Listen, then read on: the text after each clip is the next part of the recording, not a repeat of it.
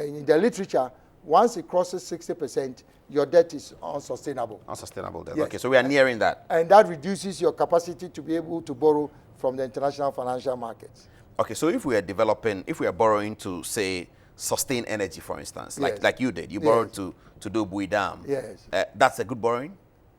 Or we still have to work out? You still have to work out, but you see, the business model that will relieve you from public debt, but at the same time help you to finance development projects, is to allow the private sector, whether local or foreign, to provide those services.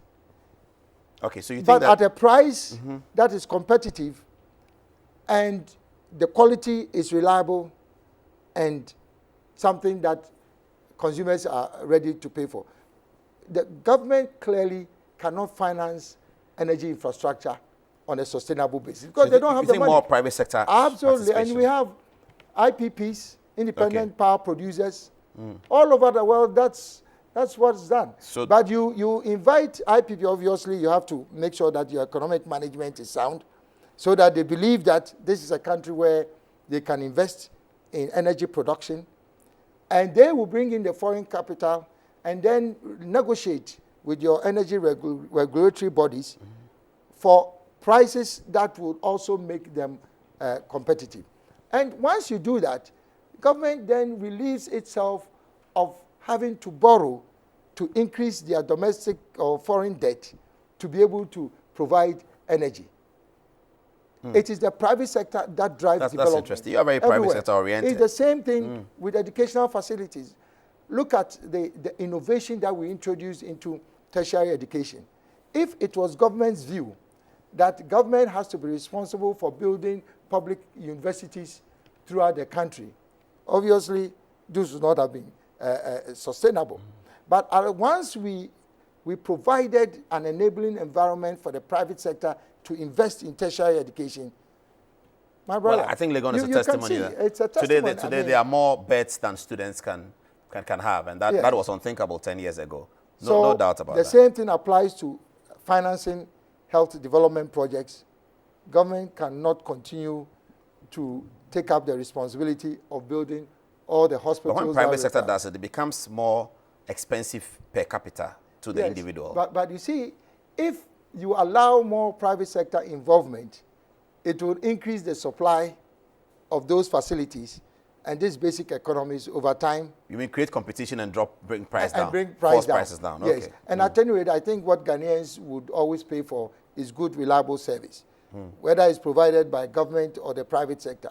But I am drawing attention to the fact that government cannot continue borrowing just on the basis that they have the responsibility to provide amenities. Yes, amenities, yes. Okay, super. If you're just joining us, Alan Kyeremanten is on, 26 minutes past the top of the hour, 9 o'clock. This is coming to you live. Your text messages are welcome. We'll come to the last one, sir. And later on, I'll be asking you a question about, given all of what you've said, do you think we have a bad president? Do you think we have a bad government? I'll ask you that question later on. Edmond says, tell Alan that he knows exactly what he's saying and we are solidly behind him. Victor says, may I know from Mr. Kyeremanten, granted that the NEC disqualified him from the flag bearership race, how will he feel as far as he's sure of becoming president of Ghana? I'm not so sure who NEC is.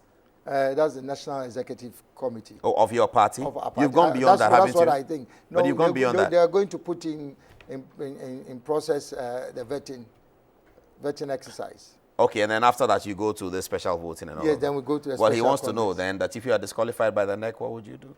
Well, I don't have that responsibility. Let's go to the NEC, let's go to the vetting process, and we take it off from there. Should Alan be given the nod as president of Ghana, what package in the form of appointment will he have for his flag bearership competitors, especially Nana Akufo-Addo? What do you have to say about that? Oh, are you? Yeah, I'm reading an email that you may want to respond to if you want to. It's coming from Abdul Wadudu. That if I became president? Yes, if you are given the nod as president, what packages do you have in the form of appointments for those who were flag bearer competitors with you? He wants to know especially for Nana Akufo-Addo. Well, first to say that the field of candidates that we have currently, the 7 who have filed, are all excellent candidates. I mean, if someone became the flag bearer it will not be for want of, I would say, capacity to be able to deliver. So I would say that all my colleagues can occupy any position and perform creditably. We've all been colleagues in cabinet before. And if they want to know specifically about my senior brother, Nana Akufo-Addo, he's an excellent person. We know that he's capable in terms of where we put him to be able to deliver service. But then it depends on what Nana Akufo-Addo would want to do, yes. Alan Kyeremanten's points on the Bank of Ghana's view on foreign currency withdrawal is amazing. I think he'll be a good God-sent president. That's from James in Kumasi. This one says, good evening, Paul. Has the time of Good Evening Ghana changed? Please tell us something about it because I nearly missed it tonight.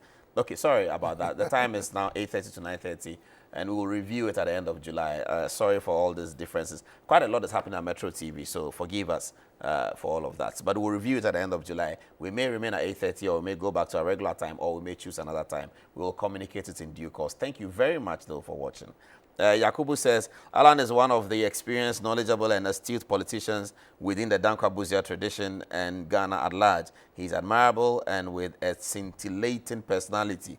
Wow. Do you know Yakubu? I have no idea. However, he says, taking a virtual immunity from the so-called internal democracy within the MPP to continuously contest Nana Addo, who undoubtedly is the man of the moment, does not inure to his future prospect. I wish Alan all the best. Nevertheless, he's speaking very well on your show tonight.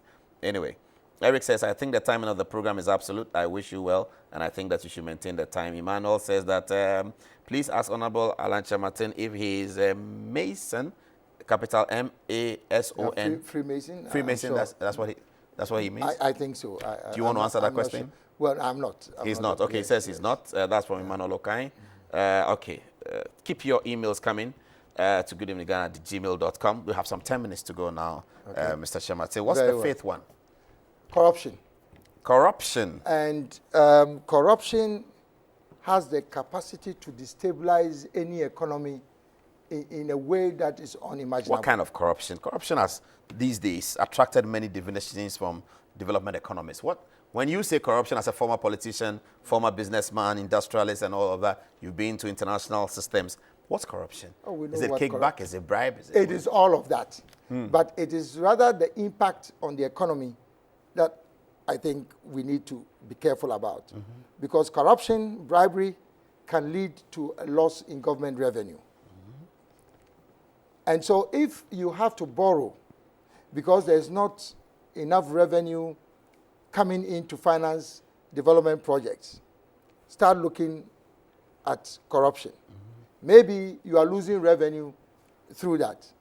Secondly, if, for example, you gave an external contract which was supposed to be costed at $100,000, and because of bribery, corruption, you allowed it to be costed at, let's say, 1 million. Like the famous classroom blocks. It means that there's a deficit of 900,000, in this case, US dollars, which has to be financed for no work done. And obviously, the government has to be able to borrow to finance the corrupt practice. And if you do that, that increases government's debt stock. So if you actually went into this debt stock, which is creating such a high level of deficit, you may find that a significant part of it can be attributed to the fact that there are corrupt practices. And obviously, that is not just political, at the political level. It's also at the level of public servants and so on and so forth. Yes. See, that's interesting. Roxanne says that, Mr. Alan, you are speaking very well tonight, but from the deepest part of your heart, do you think that the PSI on cassava was a success? Do you think the PSI on cassava was a success? And I'm happy he raised this, because if there's one project in Ghana that has been bastardized so much without knowledge of what exactly has happened, I would say it's the PSI industrial starch. But because we don't have time, just to let my good friend know that this project was started in 2004 to produce industrial starch for export. In spite of all the propaganda that has gone on, the company that has been an anchor customer for products from this factory is Nestle International. So if you can believe that an international company, obviously I'm sure one of the global 100 companies, one of the best companies in the world, a Swiss company for that matter, can buy an industrial raw material for their global value chain production, that is significant. Okay. And not just that, I'm sure people know that Guinness Ghana is now using starch from this same factory, which is supposed to have collapsed, now to produce the new beer brand, which is called Root Extra. So just from these two examples. The new beer brand is called Root Extra? Oh, yes, yes. How did you know that, sir? Well, I've been tracking the developments in of the your but most people also don't appreciate that Mr. Kwame Osei Despite, who owns the Peace FM group. Peace FM, he also produces neat fufu powder. Yes. And he used to import the base for this product from Thailand. Mr. Despite has been buying cassava starch from this factory, which is supposed to have collapsed, since 2005. Since 2005, to use as a base for his product. This is a factory that was able to get 10,000 farmers engaged to supply cassava. And I'm sure you also know that recently Casaprekum has invested millions of dollars in cassava cultivation to supply cassava to the factory, which is supposed to have collapsed, to produce starch, which will be turned into... Is that factory state-owned? This factory you're talking about, is it state-owned? No, it's not state-owned. It was created out of the PSI? Yes, it was created, yes. Quasi public and then private, yes. That's a good one. That's a very good one. Anyway, so I'm sure that you are satisfied. You wanted a question about the PSI. It says, ask Alan Cash, how did former President Kufuor and the entire government make 1 GH equivalent to $1? Not so sure about what kind of question you're asking, but I think he's talking about the redenomination. Yeah, exercise. The redenomination. And obviously, we got to a point where it didn't make much sense for our public accounting, and even for private sector accounting, to have our zeros behind our currency continue. And so it was basically a redenomination exercise. And I think it had significant value for Ghana. Okay, another one says that I'm highly impressed with the measures outlined by the Honorable Kyeremanten for diversifying the economy, he says, in the long term. However, the explanation given for the short term was missing. I will be glad if that question will be well addressed, because the monetary policy alone could not be the only reason for the decline of the cedi. And this is from Francis. We have 5 minutes to go. Do you want to address that? He says the short term. He wants to know about short term.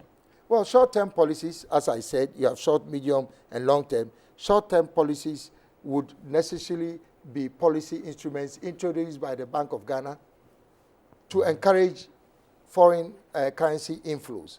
We've talked about the foreign accounts, managing foreign accounts. I've also talked about remittances. I'm not sure whether I mentioned it. But if the Bank of Ghana put in place policy measures that will incentivize